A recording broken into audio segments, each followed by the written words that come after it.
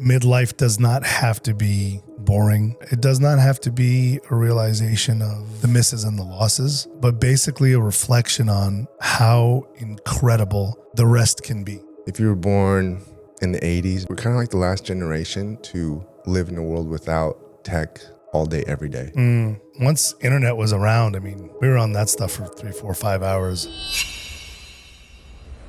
Here we are, man. How you feel? I'm good. It feels end of the year, like energy is like Real. here. It's real. It's here. I hate that. It's interesting, right? Like I feel like that it comes every year, but what's happened in that year, like kind of impacts how you land there, I think. What I've realized more and more, it almost seems as if like, I wish the holidays were like in the middle of the summer. Yeah. So that your year was broken up. Right. And you had like a reprieve. But at the end of the year, you're already worn out. Yeah. And like destroyed is kind of an extreme word, but Yeah. the year has taken its toll on you. Mm-hmm. Things have happened. Loved ones have passed. And it slows down, but like not really. Yeah. Interesting, like, you enter the holiday season and there's this mindset like, yeah, let's kind of like wrap up the year and like slow down. But there's this like subtle default response to like speed it up and jam things into like the holiday season, like Christmas and New Year's, like let's go to 8 different families' houses. Let's go here, let's go there. What are we doing for New Year's? It's a lot. And like, I mean, seasons matter, right? At some seasons, like, yeah, like let's kind of like fill it up.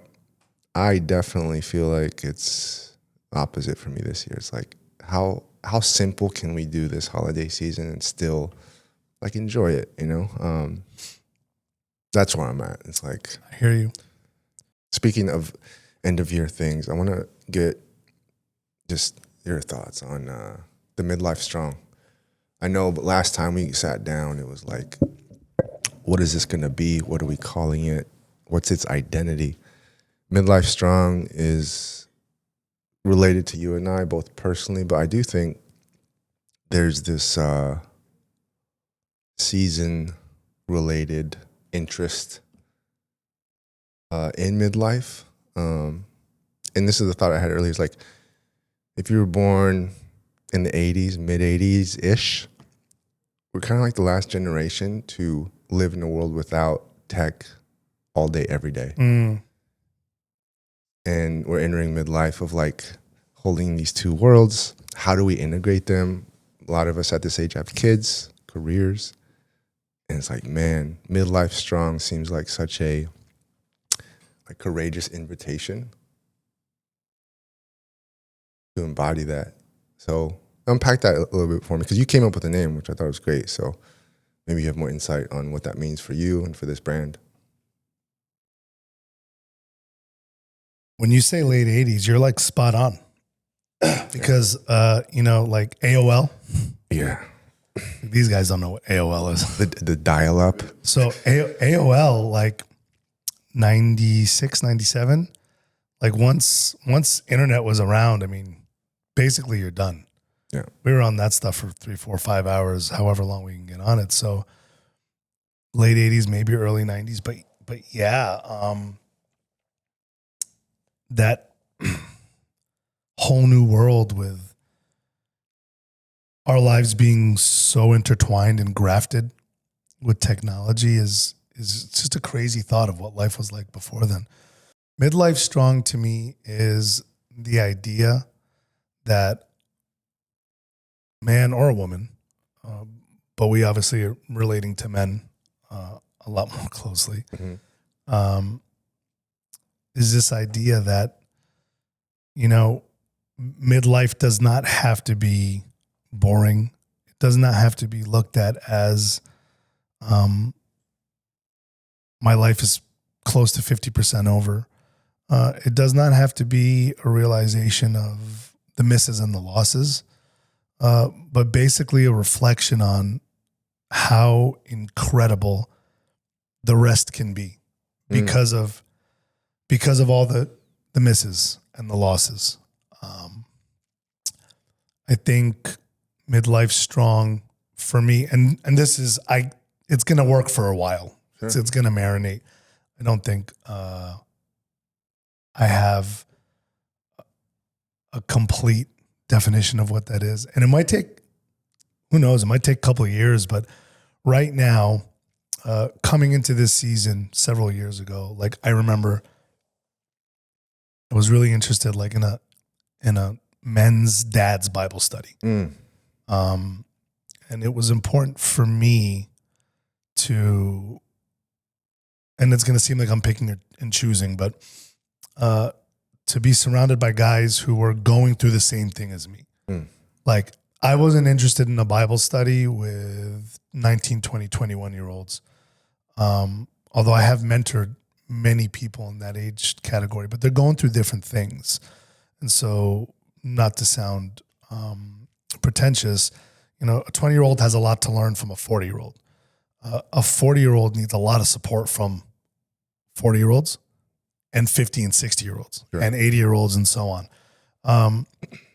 And so it's impossible. Like, how do you create a list and tell people, you can't come because of this, and this. But in a perfect world, like if I had to choose, it would be anyone and everyone who is similarly or as similarly situated as possible end up. Yeah.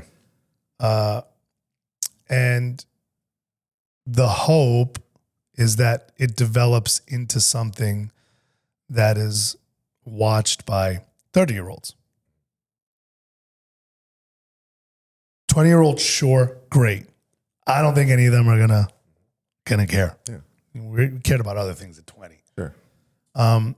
But 30, you're kind of like, again, I'm just using ranges here. You're kind of coming into it, you're thinking of the next steps and settling down and maybe even starting with kids, who knows? And the bottom line is that there was no manual. I feel like we're just sharing notes on our field notes. Now, Yeah. right? Yeah. Now. But we had to go through it and there was no manual. But how nice would it have been to have a manual?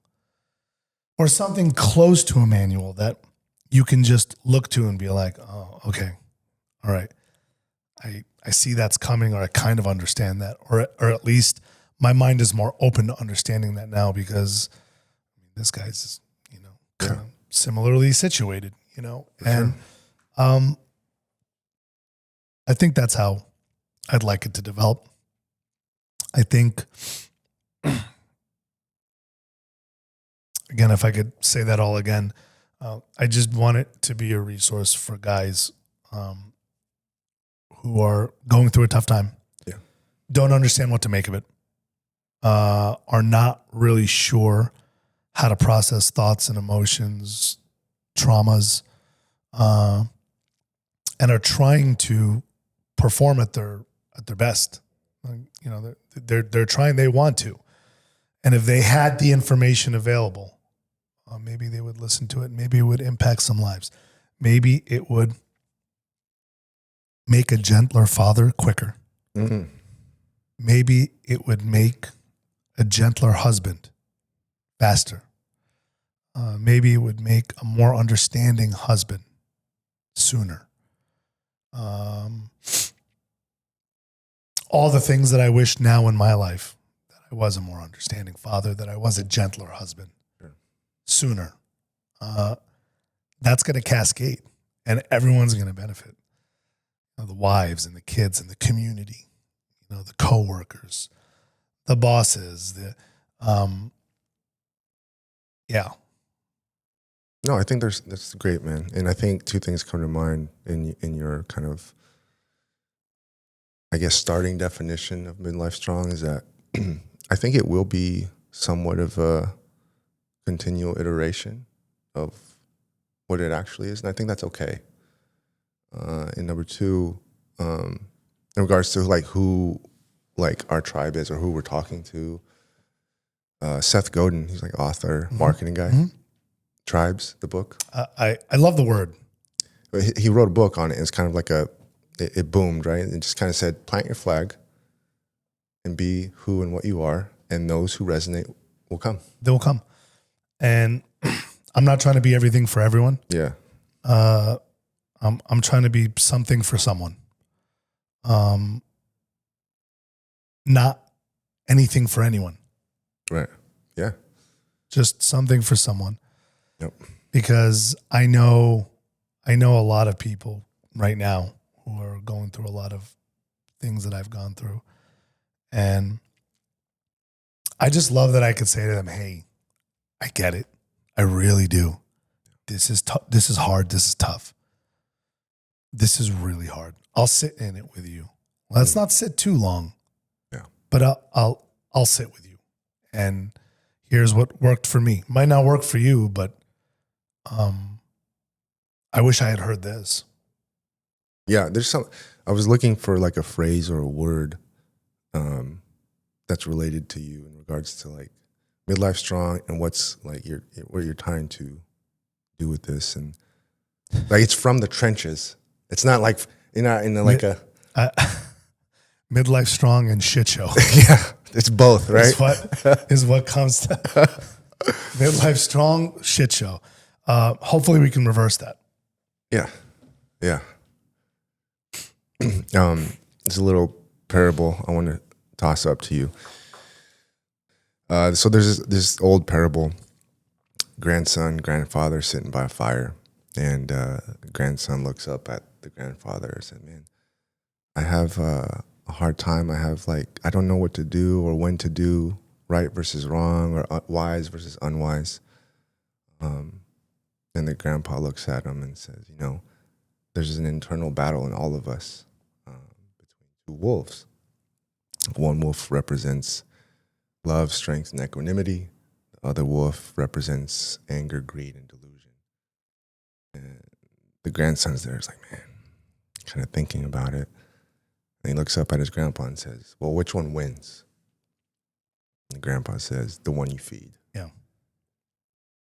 How does that land, and where do you go with it? We've talked about this a lot.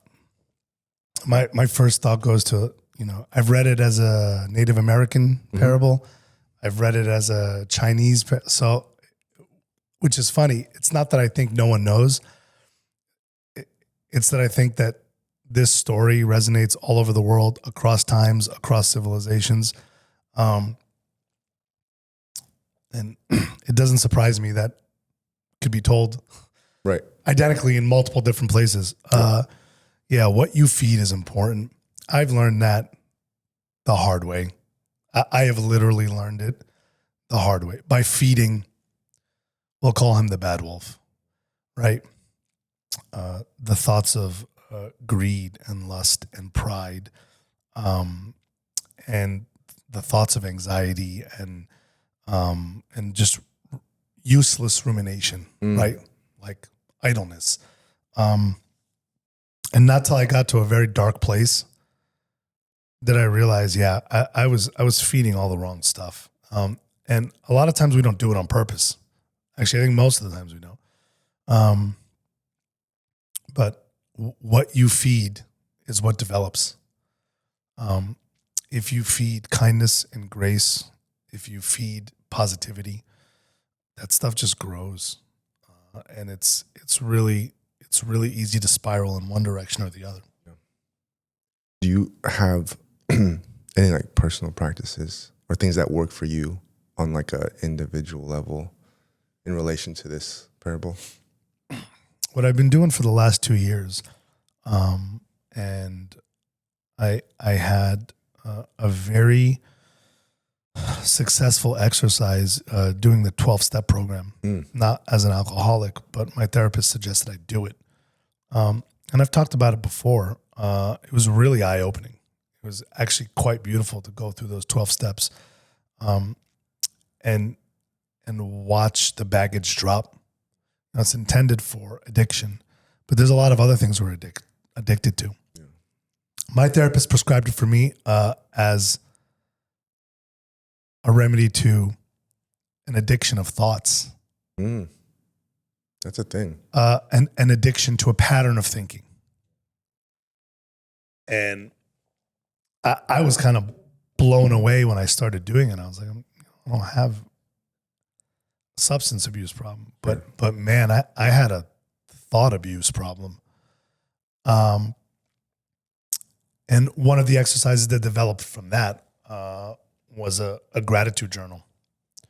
And I have found that actually writing down, like not typing, not even just thinking about it, but physically writing out just 2 or 3 things that I'm really grateful for, tends to feed that good wolf really quickly. What is so? What does it feel like for you? I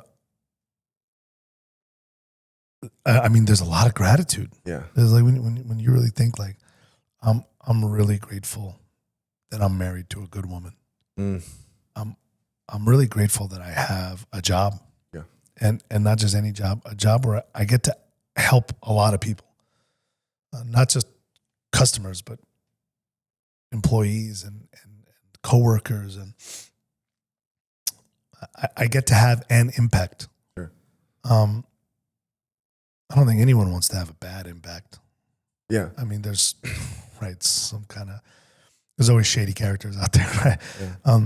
Nefariousness and criminals, but I'm talking about, just most people, they would love to have an impact. They would love to do something which impacts people, and I get to do that, and I'm really grateful for that.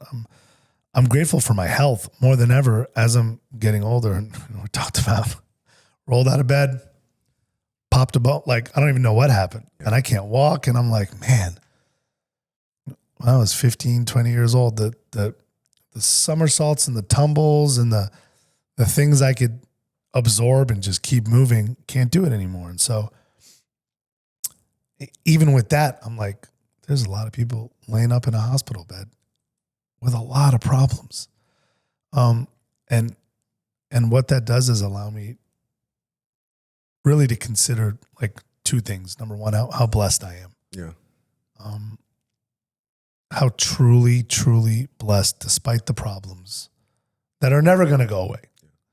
How much good there is. And number 2, which is on a different level, on a spiritual level, how nothing good comes from me. So at 41, I have reconciled finally that nothing good comes from me. It's all a gift from God. And isn't that enough to just like have so much, like, sounds like grace. I don't deserve any of this stuff. Yeah. I just don't. I don't think I ever will. And so when you juxtapose like, wow, how blessed I am, and then blessings on top of blessings, like it's all given to me. All the good stuff is just given to me. Sure. So I love what you're saying here. And for anyone who might be watching and they're like, oh yeah, like gratitude, like take a pencil and paper and write stuff down. Particularly for like, high performers, or if you're just kind of like revved up all the time, it seems like a small thing, or maybe it's like a soft skill. So I kind of want to know, like, when you do this, is it a somatic experience? Like, do you feel lighter? Is it more like you understand it in your head? Does your body feel it? Like, what are some possible like signals that if someone's like, man, I want to try it, but like, what am I going to get out of it? So at first it feels very mundane and like busy workish. Yeah. I gotta sit there, I gotta write stuff down, but no, it really opens you up. You do feel lighter. You do feel easier. Feel happier. Yeah. You get that, like, yeah, I am sometimes, and I try to switch it up because otherwise the top 3 would always be, my wife, my kids, my life, my health. And the trick is to get as granular as possible. But, if I'm thinking of my family, I'll pull up pictures at Disneyland. Or pictures of Josh when he was 1. I mean, he's still cute now, but way cuter at 1. And it's just like, I just have a smile from ear to ear. And I'm really grateful for that. I'm really like, I cherish those moments. Yeah. And those gifts are still there, Sure. you know? And it makes me want to enjoy him and them more.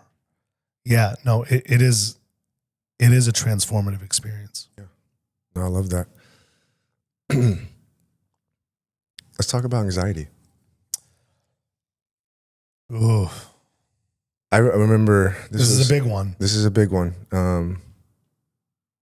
But where I want to jump in is I think we had our first like real connection. I can't remember the place, but you had I made these little T-shirts, Us versus Anxiety. Us versus Anxiety. And this was like well over 8 years ago, pre-COVID. Right. At a park. Yeah, I can't remember. Was it a park? It was somewhere out there. It was someone's birthday. Yeah. And you probably thought I was just like cracked out, overhyped, and I'm like, what is that? And you told me, and I was like, yeah, I have a lot of anxiety. Yeah, and we didn't get into it too much, but it was more the energetic exchange of like, get you. Mm-hmm. I get it. And from that moment on, it was like, all right, like, not to put people in like preferential boxes, but it was like, yeah, like there's something about George that I just kind of like, I get him on a different level. We just kind of compounded that. So yeah, like what is your relationship to anxiety today? Maybe start historically and how your relationship is to it today.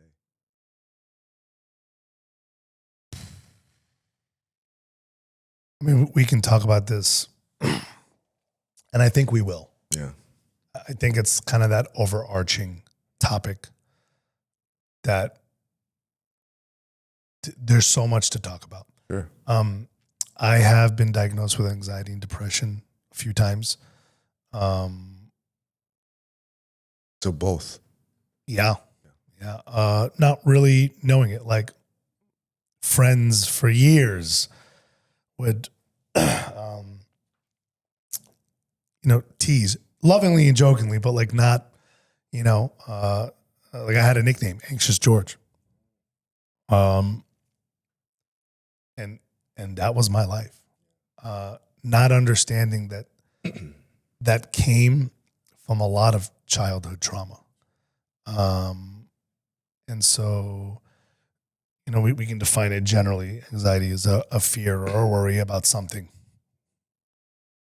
Future, in the past. I think it's actually quite hard to nail down a specific definition, but anxiety is something I've dealt with my entire adult life. When did you know that? I think it was most obvious to people by my inability to be late. And but it's so much more than that. So like an 8 o'clock meeting or an 8 o'clock flight, not only did I and the whole family have to be there at 7, but I had to control every factor surrounding that. Yeah. And oftentimes it led to a very negatively charged demeanor because I got one thing and one thing only in my head. Yeah. And that's 8 o'clock or whatever the time is. This inflexibility to be late. I'm just using one very specific example, but I know that was probably the clearest, like, sure.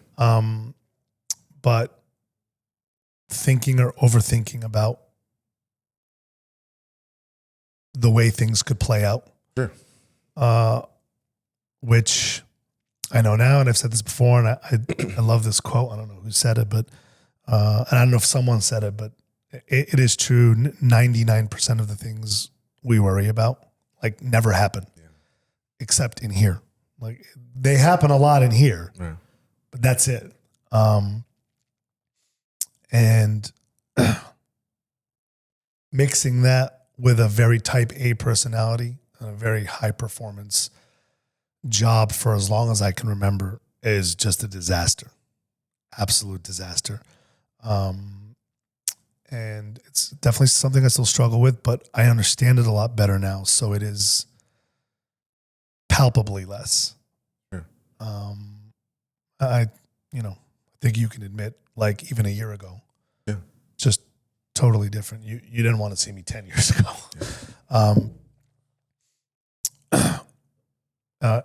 Anxiety, and the inability to address it properly almost destroyed my marriage. That's where I had to take. It wasn't just my anxiety. There was a lot of things, but when you unpack it all, there's a common thread of anxiety. It destroyed a lot of relationships. Thankfully, by the grace of God, all of them I've been able to repair successfully. I say by the grace of God because that's not usually the case. Mm-hmm. But having to understand, like, hey, I can't live like this, or there's got to be a better way to live with this. From coping mechanisms to medicine to therapy to generally mental health, physical health, just all of it. Having to take stock of what was like ruining me.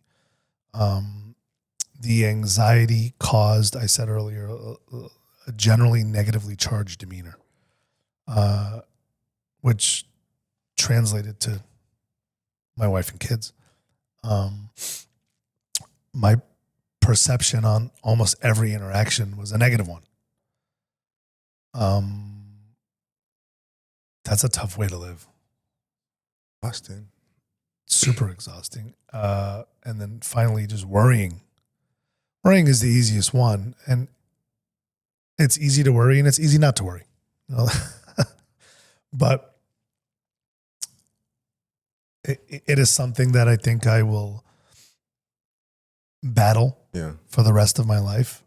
And now I'm okay with that because I have the tools and the resources, and I'm continuing to get the tools and the resources where it'll never go away, but I can keep it at bay.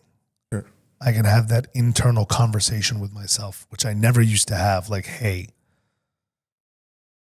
slow down. What are we talking about here? This is me to myself. Sure. Is this even a valid thought? Is there a real reason to be worried about this? On the one end, and then all the way on the other end is like that freedom and surrender, where what's going to happen is going to happen and you can control little to none of it. So focus on what you can control because you can really only can control so little. In general, again, like I think we're going to get into this a lot on much deeper levels. There's a lot of subtopics here, and I think they're really important. But if you're looking for the meat and potatoes, the general antidote to anxiety is the realization that you can only control very little, like very little. And most of the things you think you can control, you have no control over. Once you let that go, once you surrender, once you understand that fact, a lot of anxiety starts to go away. That's beautiful, man. I'm still working on it. Yeah. Just want to make that perfectly clear for everyone watching. I will never not work on it. But that's the goal.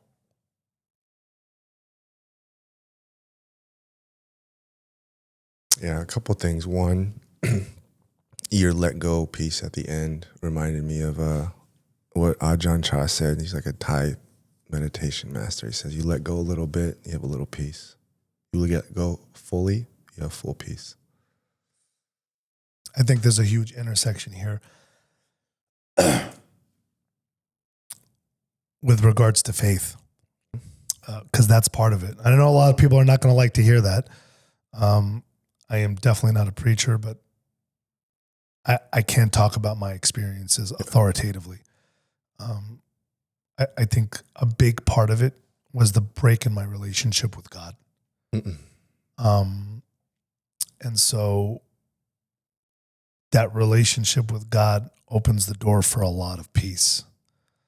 And I don't think it's a coincidence that it started to see a lot of anxieties disappearing. Yeah. Because when you let go a little, you have a little peace. Yeah. You let go of everything. By realizing you're in control of nothing, you can influence nothing. What's going to happen is going to happen. Right. The other thing I caught during that piece was, I think you said something along the lines of, "Is there a better way to live with this?" And I think that's pretty substantial, because without like resources or training, I think the default is like there's this negative feeling or thought loop or emotional response that I have. We're calling it anxiety in this context. And there's this like default response to like wage war on it, like annihilate it, avert it, or even avoid it sometimes. And I'm curious how you got to that question, because I think it's a lot healthier position to say, here's what's on the table. How do I better live with it, versus like trying to like take it as a banana peel and throw it in the trash can and it's gone forever. Sure. Yeah. How did you get to that question? Well, I do have to say, I'm not an expert. You're the shrink. I don't think there's a cure for anxiety, nor will there ever be. So it's like, once you recognize it's this thing that you have to live with, but just control. Now, when I say control, I don't say that loosely. Like, you are in charge of what you're worried about. You are in charge of the levels that you're worried about those things. Once you recognize that, I think you have the freedom to understand there is a better way. It can be dealt with. So it sounds like you got to the point where it's like, I can't submit this thing on my own kind of like willpower. Yes. I mean, to use your words, it's like you got to recognize that it's having an effect on your life. Yeah. You have to recognize that the anxiety, in my case, at one point, which also led to a depression, it is affecting everything I'm doing. And once you realize it, then you can start talking about it and addressing it. I don't think it's a taboo. I don't think either of those words are taboo anymore. They used to be. Yeah. But I mean, there's a huge spotlight on mental health. I don't think it's going away for a while. And I'm happy to see that. And maybe that's part of what made it easier for me to begin the healing process. Is because it, is no longer this like thing that you don't talk about. Now, guys, I think guys are more guarded. I mean, guys are way more guarded about talking about anxiety and depression. So yes, I would use that word, guarded, reluctant. And it's just this feeling and belief that you can't talk about your weaknesses. You can't talk about your fears. And it's like, why not? Why not? Everyone's got them. Yeah. Why aren't we talking about them? We don't want to live in them. We don't want to perpetuate them. Yeah. We want to break those lies down together. Sure. So why not talk about them? And I feel like in some ways too, that mode of being guarded or even suppressing or just avoiding kind of fuels those same energies to a degree. Like you said, we all have a range, right, of emotions, thoughts, and feelings. Not knowing that those are coming through, or not being aware that it's a natural part of the human journey, right, can get kind of weird and tricky too. Yes, the wide range of emotions are all very normal. Yeah. For everybody. Why aren't we talking about them? If I was talking about those, as we talk to our kids now, like, what are you feeling? Yeah. We ask that question all the time. Like, what are you feeling?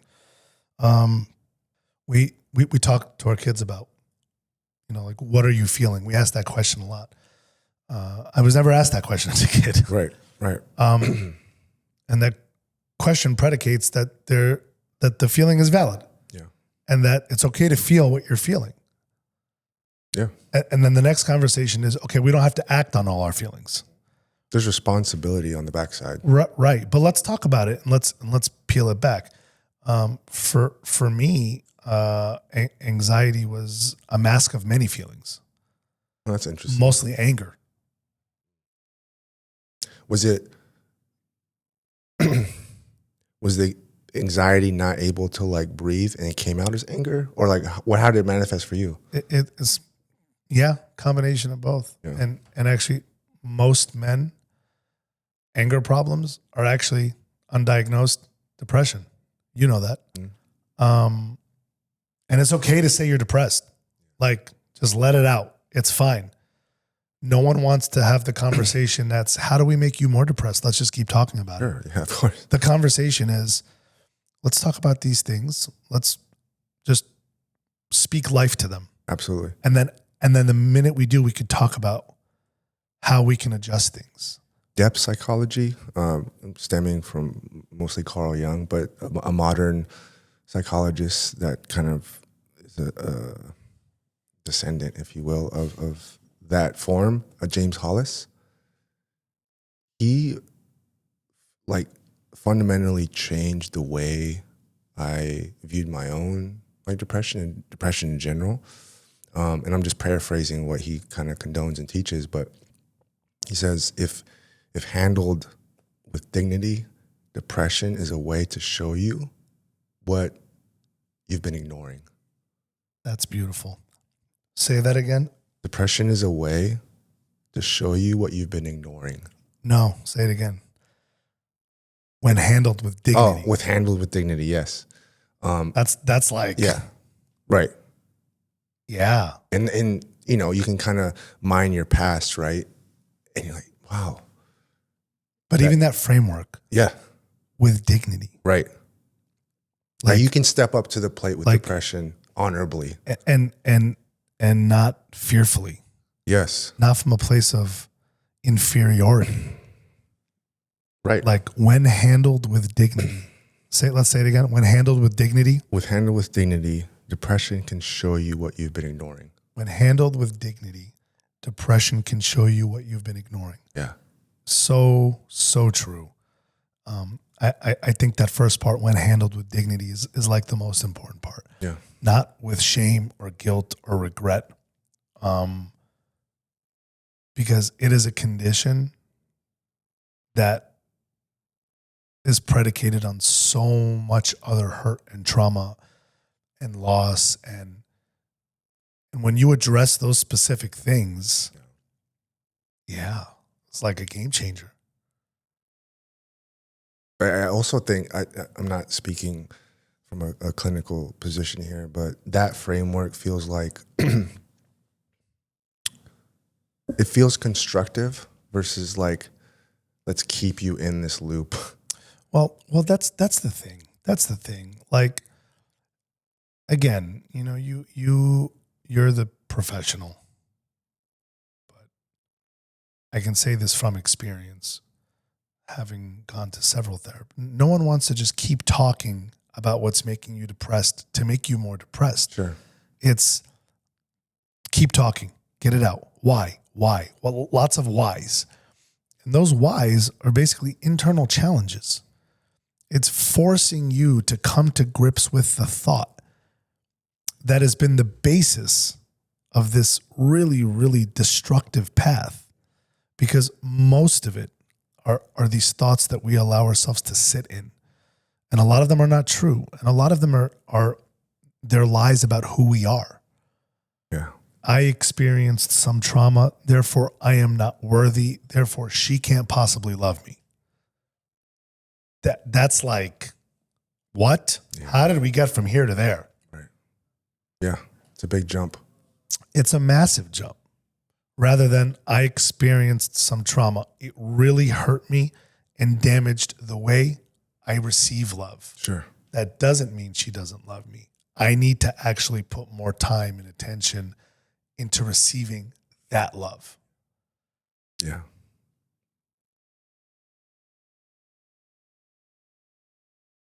Yeah, ditto, man. Ditto. Dr. Michael Jones, he's author of The Mindful Path. Great book, great thinker. But maybe you've heard this kind of tool before and just want to get your thought. In regards to anxiety, he kind of frames it the fire alarm strategy. Mm-hmm. And so the gist of that is like, when the fire alarm goes off, you respond. And if there's an actual fire, take care of it. But I think you said 99% of what we worry about doesn't actually happen. Right. He kind of teaches people like, look, you have to kind of take stock and realize if there are false signals going off at all times and you're trying to put a fire out that's not even real. And I thought that was like a very practical and grabbable tool for people. It's like, hey, very much. My body, my mind, like I feel like the fire alarm's going off. So is there an actual fire though? Right. And that resonates with me so much because that's an analogy for anxiety. So this is just a lot of fire alarms going off. Yeah. And you just have to decipher, whoa, which one is actually a fire? Yeah. And I found that almost none of them are fires. It sounds like a joke when you say it now. Right. I guess that's my curiosity is like, it feels so real. No, it really does. And it's debilitating. But my hope and my desire is that anyone watching this knows. Yeah. It's not a joke. Right. That anxiety, those thoughts, it's not one fire alarm, it's several. Sure. And you're caught in it. And it's debilitating. And I hear you and I feel you and I love you. I'm sorry. I promise you, as one that has experienced, still does. Yeah. When you stop and assess each fire alarm. Where's the fire? Usually none of them are actually fires. Yeah. That takes time. That's not going to happen overnight. Right. So it's not to make light of it. It's to say, you can get through this. You can get through it. Yeah. I know you can get through it. Right. Real but not accurate most of the time. And some of the times they're like fire drills. Yeah. It's not an actual fire, but there are actual issues and problems and anxieties and but the goal right now is like to assess. I think for me, like intellectually, it makes sense. What I've had to continually work on and develop was disassociating. Like my default is like, I'm not good enough. And so that's where I go when the false signals come in or the fire alarms come in, is like, it sounds selfish, and it is selfish to a degree of like anything that goes wrong, or if I make a mistake or whatever, that the fire alarm points me towards I'm not good enough. Right. So it can be a missed deadline. It can be I didn't pick the kids up on time. It can be anything. Right. And those are like the fire alarms, or quote unquote fire alarms. Mm-hmm. But then it goes a little bit, the layer that I go to is like, you did it again. Right. And that's that. And I kind of see where that thread was developed in my like younger years with my pops and sports and stuff. And the tricky part is like that was fuel that helped me in a certain season to a degree, but now it's like it's not a helpful fuel anymore. No. So, I mean, one of the first realizations I remember in therapy is that you learned to cope a certain way. Yeah. That's what got you through everything. Right. You know, the anger, the yelling and the scream or whatever it was, Yeah. because that's how you had to get attention, or that's how you had to fend for yourself. That ends up being the next 30, 40, 50 years of your life. And some people might never realize it until it's too late. Right. We're just part of the lucky ones that for one reason or another realized that the way we learn to cope as children is not necessarily the best or the healthiest. And we need to find new ways to cope, healthier ways to cope. Sure. So practically, what are some personal things that have helped you kind of, back to that question I posed to you earlier, like how did you get to the question of how do I live with this in a better way? Or there's got to be a different way to relate to this? Sure. Can be across the board, physical. Yeah, so therapy was really important. Yeah. Just talking about and assessing and addressing and like understanding all of this. It was so important. Sure. It was probably the most important. It's just talk therapy, right? Mm-hmm. I'll put a pin in that real quick because I'm glad you said that because there's a lot of different opinions and even versions of talk therapy, right? And I think it's important coming from a guy like you, running several successful businesses, having a family, to say that talk therapy helped me.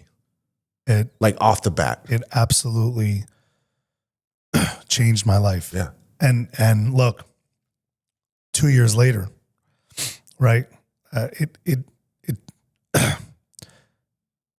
took almost 2 years to see any fruits. That's a long time. And I'm not done yet. Yep. So if you think you're going to go to, get a couple of therapy sessions for 3 or 4 months, it's not going to help. And also, good job, man. Thank you. I'm proud of you. Thank you. Because, you obviously know, but it's hard work. It's an investment. It takes energy, money, everything. It's all of those things. And it is a lot of hard work. Yeah. Does take a lot of energy. Very intentional. Sure. And therapy has not always been widely accessible. It is now. Yeah.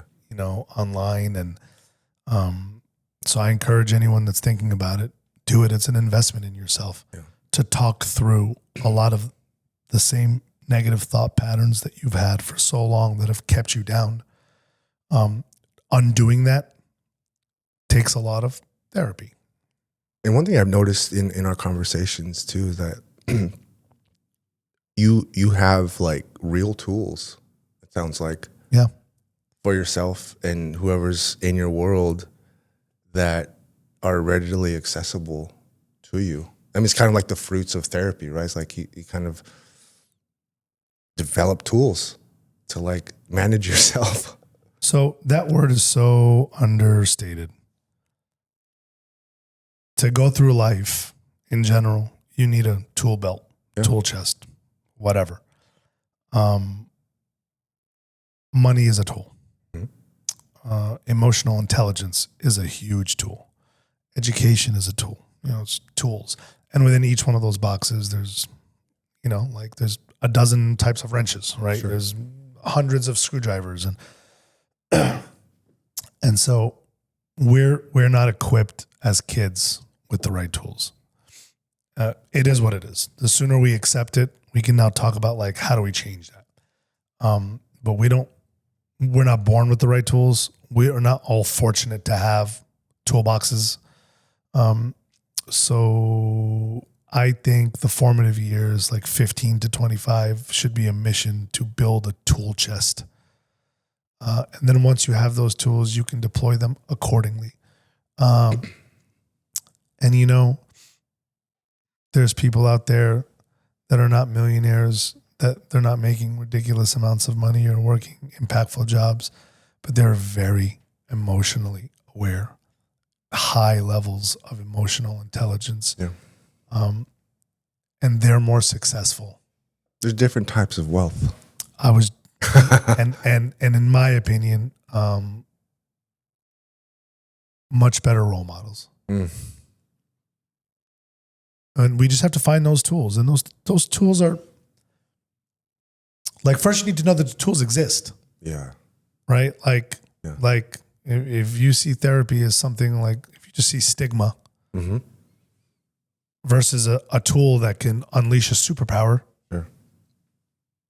And that's what this is about, is to let guys know, girls too, whatever, but like, hey, like this can help.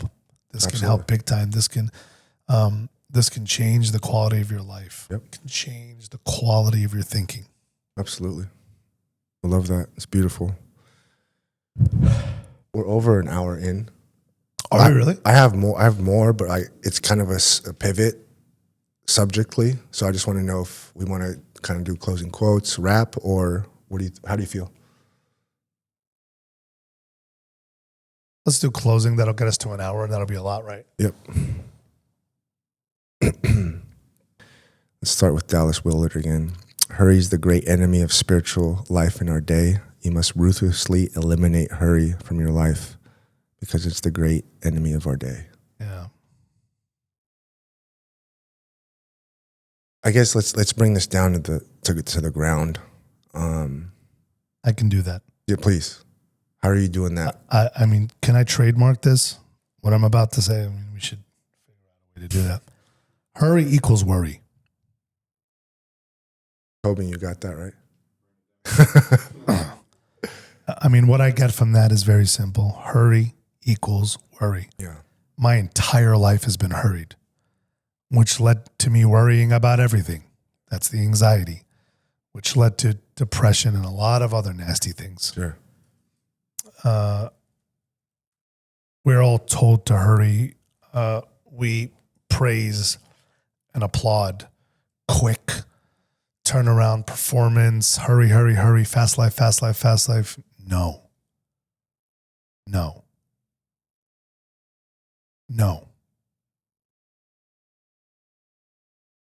I had a brief exposure to a business relationship.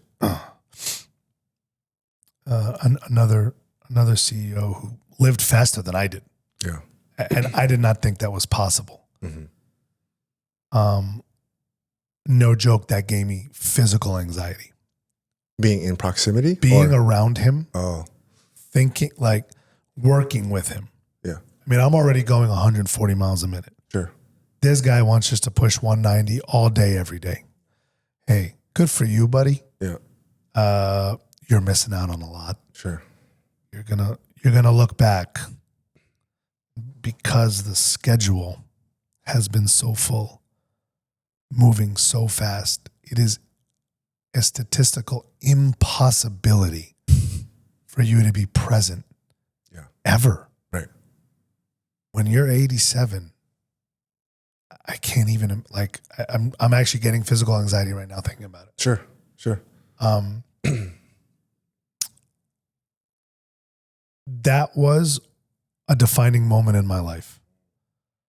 So being in proximity I mean, again, everyone was always telling me to slow down anyway. Sure. I was always, and seeing that, I was like, I don't want that. I don't want anything that comes with it. I don't want the glitz, the glamour, the money, none of it. And so to respond to your quote, hurry doesn't just kill spiritual life. It kills all life. As I say, hurry equals worry. Hurry equals worry. But I think the reason why is because the spiritual life is to a great extent rooted in stillness. Yeah. You know, there's that psalm that says, "Be still and know that I am God." Literally, in stillness, you can know that He is God. Yeah. Just in stillness. What is it? Oh God, that's like a podcast all on its own. But absolutely, if you're just still and present and aware, you can literally know that He is God. Absolutely. I think it's no coincidence too that verse is written the way it's written. Be still comes first. Be still and know that I am God. And so not be in a hurry. Yeah. Like, right? Like, and so there is almost a spirituality in stillness. Yeah. That is, it cannot be there in a hurry. Sure. Um, A couple of things come to mind that are related to this. One is that's another T-shirt, by the way. it is Hurry equals I want worry. that on the hat, Dude, yeah. snapback. We need to trademark that. Don't steal that. Passive versus active, either prayer or meditation. I think both are very valuable, like context dependent. But in this regard, I think what we do on a weekly basis in these conversations and podcasts is an active meditation. I think this is a form of stillness because we're focused here and now on one subject or many subjects. Subjects. Yeah. But like I have your presence, you have mine. Sure. So the container of stillness is there, but we're like doing stuff. And I think that's such a potent tool for people who aren't monastics or priests, because like you have to engage. It's intentional. And so like, I think you can be still, carry the spirit of stillness and be in the world. I think it's necessary. And I think it's been proven by many people that it's possible. Yeah. Any closing thoughts, remarks from you? People, just slow down. Just slow down. There is so much beauty and silence and stillness that can't be found in a hurry, just by the consequence of the fact that you're moving so fast. You can't stop and appreciate anything when you're just moving so fast. So just take a step back, collect your thoughts, assess them, look at them, notice them. Don't get in the car and go with them, and just be still. Thank you, man. Love you, bro.